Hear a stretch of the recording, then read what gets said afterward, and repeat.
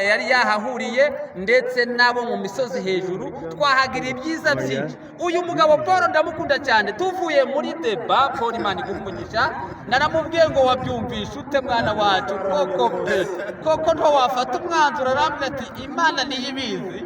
None yaje kubugorozi, nawe yari mwiyo deba y'abagorozi n'abavuguruzi, nawe mumunyakirire. Turamwakira Imana imumugisha mu izina rya Yesu Kristo. Amen. Amen. Paul gira icyo uvuga pe, ni mu rugo rwasa abataha batahe, twe nidushake turare hano mu izina rya Yesu Kristo. Muraho mwese. Yego da. Ndashima Imana kwanza yaduhaye imbaraga twese tukaza guteranira hano. Amen. Izina ryanjye nitwa Paul.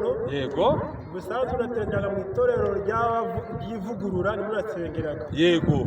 Ariko hanyuma ya deba yabereye hari iwacu Mufunzi, dukomeje gushishora dusanga ivugurura ritaboneka mu nyandiko zera. Amen. Dusanga aho twakiye ku musenyi. Ingo. Guhera ubwo munsi yinjiye nakomeje kugenda nabi, komeza gucunguza nsanga ivuga itagira aho rishingiye mu nyandiko zera. Yego. Ubu munsi nyemeye kugira ngo Imana impe imbaraga komeze kuba umugorozi, nzarinde ko ndi umugorozi nayo ivugura atari gishingiye. Amen. Mwongere mumunyakiri. Amen. Imana igufashe cyane, ndashimye cyane. Imana iguhezagira ikigali cy'abarundi.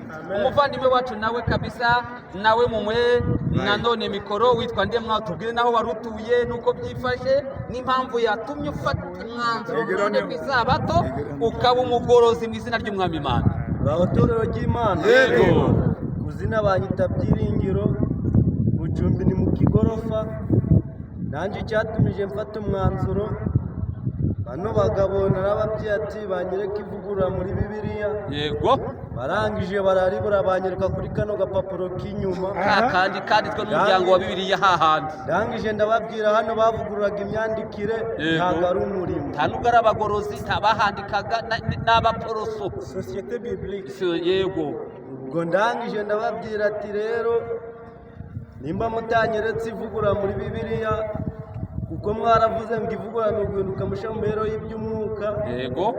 Barangije ndavuga muri Bibiliya ko harimo guhinduka ko batakoresheje ivugurura. Yego. Nongera ndababaza ati none ko ivugurura muri kuvuga ko ari uguhinduka musha mu mibereho y'iby'umwuka, uno mukaba muri kuvuga niyo nzira Yesu ngo ivugurura niyo nzira yonyine izatugeza mu ijuru, ni ukubera iki? Barangije barambwira ngo bazanzanira igitabo cy'Icyongereza mu mwimerere, banyereke yuko Ellen White yabihanuye bino by'Ikinyarwanda bavuga ko byavangiwe. Ubwo rero bakimara kubibura mpita mfata umwanzuro. Mwakire rimwe kabiri gatatu. Amen.